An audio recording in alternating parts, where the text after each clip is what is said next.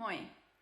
Mä mainitsin yhdessä videossa, että mä oon vaihtanut työpaikkaa ja nyt kun europarlamenttivaalit on ohi, mä voin kertoa teille.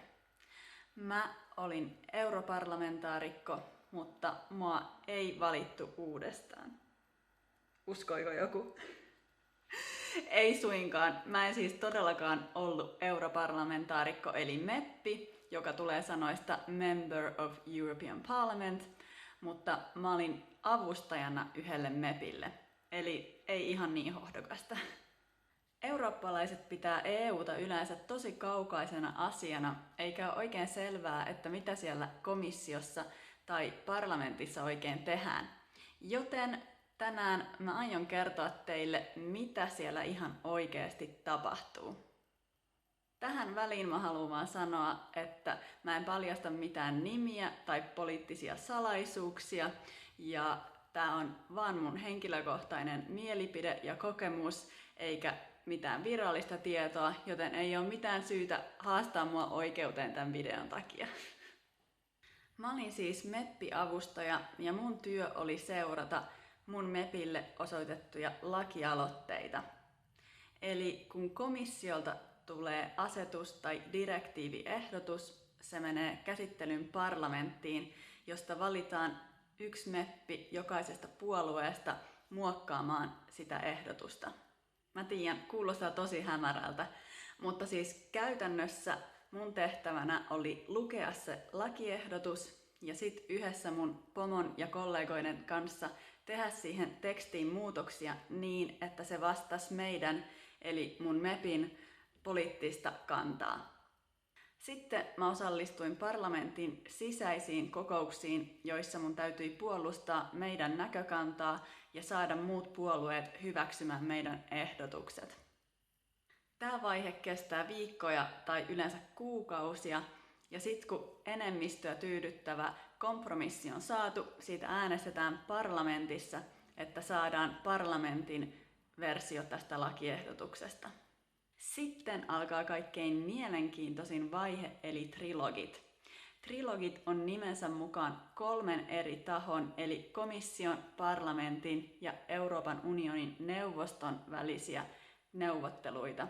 Ja neuvosto koostuu siis jäsenvaltioiden ministereistä. Trilogit on suljettuja kokouksia, joten kukaan ei oikeastaan tiedä, mitä siellä tapahtuu ennen kuin lopullinen diili on saatu aikaiseksi. Mutta mä oon ollut siellä. Ja kuulkaas, trilogit on ihan hemmetin pitkiä ja vaikeita kokouksia, joissa käydään vaihtokauppaa siitä lakitekstistä. Trilogit kestää monta tuntia, ja kun mä sanon monta, mä tarkoitan 6 tai 8 tai 12.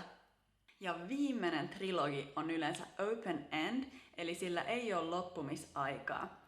Ne alkaa yleensä illalla, jotta poliitikot olisi valmiiksi jo väsyneitä ja haluaisi vaan nopeasti saada kompromissin aikaiseksi.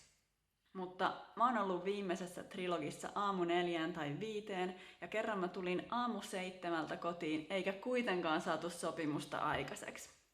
Työ parlamentissa on siis erittäin rankkaa, mutta se tunne, kun sun kirjoittama edes pieni ehdotus päätyy lopulliseen koko EUn kattavaan lakitekstiin, on sanoin kuvaamaton.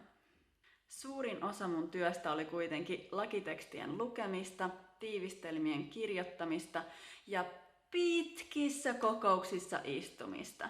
Sitten tietenkin mun piti pitää huolta, että mun meppi oli oikeassa paikassa oikeaan aikaan oikeiden papereiden kanssa. Kerran mä esimerkiksi juoksin koko parlamentin läpi, että mä sain vietyä ajoissa äänestyslistat mun mepille äänestykseen.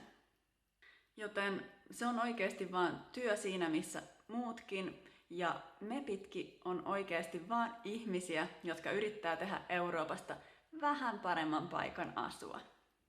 Tää video oli ehkä kiinnostavampi mun eurooppalaisille tilaajille.